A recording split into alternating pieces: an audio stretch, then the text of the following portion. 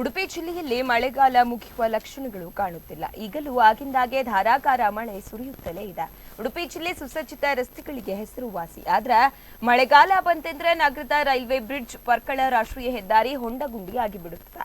ಈ ರಸ್ತೆಗಳಲ್ಲಿ ಸಂಚರಿಸುವುದೇ ಕಷ್ಟ. ಇದೀಗ ರಸ್ತೆ ದುರವಸ್ಥೆ ಬಗ್ಗೆ ಯಕ್ಷಗಾನ ಶೈಲಿಯಲ್ಲಿ ಹಾಡಿರುವ ಒಂದು ಹಾಡು ಸಖತ್ ವೈರಲ್ ಆಗುತ್ತಿದೆ. ಅಯ್ಯೋ ಅಕಟಕಟ ಎಂದು ರೋಧಿಸುತ್ತಿರುವ ಆಡಿಯೋ ಮೂಲಕ ಜನರು ತಮ್ಮ ಆಕ್ರೋಶವನ್ನ ಹೊರಹಾಕುತ್ತಿದ್ದಾರೆ.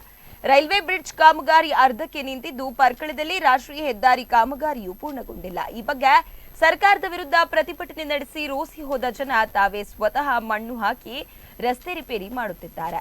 ಜನರ ಆಕ್ರೋಶದ ಪ್ರತೀಕದಂತಿರುವ ಯಕ್ಷಗಾನ ಭಾಗವತಿಕೆ ಹಾಡು ಸದ್ಯ ಸಖತ್ ವೈರಲ್ ಆಗುತ್ತಿದೆ.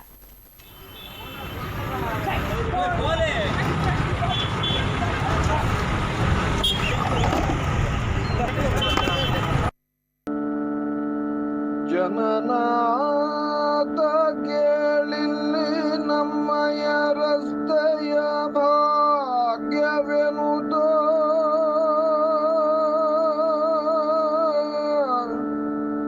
ಜನನಾಥ ಕೇಳಿಲ್ಲಿ ನಮ್ಮಯ ರಸ್ತೆಯ ಭಾಗ್ಯವೆನುದ, ಎಲ್ಲಿ ನೋಡಿದರಲ್ಲಿ ಗುಂಡಿ ಗುಂಡಿಗಳು, ಅಯ್ಯೋ ಅಗಟಗಟ